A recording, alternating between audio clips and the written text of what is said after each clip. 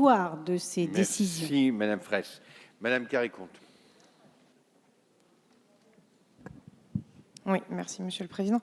Quelques mots sur cet article. Moi, ce que je voudrais dire d'abord, c'est que je crois que qu'on en soit satisfait ou pas, il faut reconnaître que la situation de la protection sociale complémentaire a été profondément bouleversée par la mise en œuvre de la loi de sécurisation de l'emploi. On a choisi à ce moment-là, sous l'impulsion des partenaires sociaux, de généraliser la couverture complémentaire santé pour les salariés par le biais de l'entreprise. Si cette décision a été à ce moment-là une avancée pour 400 000 salariés qui n'avaient pas de couverture complémentaire, nous savions dès lors que se posait la question de l'universalité de la protection sociale complémentaire et qu'il fallait aller vers la généralisation pour les non-salariés, les chômeurs, les retraités, etc. Dans ce PLFSS, le gouvernement a choisi de proposer, et je crois que c'est très important qu'il l'ait fait, des mesures en faveur des salariés qui ne sont pas en CDI, qui ne sont pas à temps plein, et des retraités.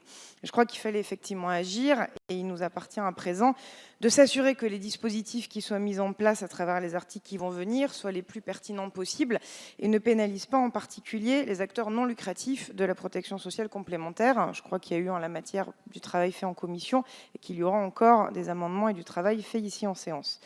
Ce que je voudrais dire au-delà de ça, c'est que je crois qu'il ne faut pas oublier qu'il restera encore un certain nombre de choses à faire en matière de la généralisation de la protection sociale complémentaire.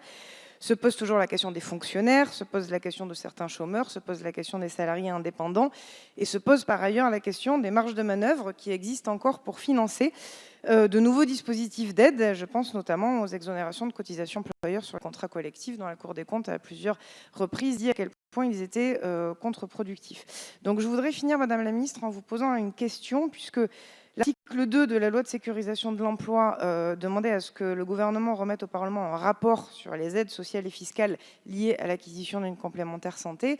Vous avez fait, je crois, une saisine de l'Inspection générale des affaires sociales pour que ce rapport puisse être rendu. Je voulais simplement vous interroger sur l'échéance de rendu de ce rapport, car je crois qu'il y aura un certain nombre d'informations intéressantes qui nous permettront de continuer à travailler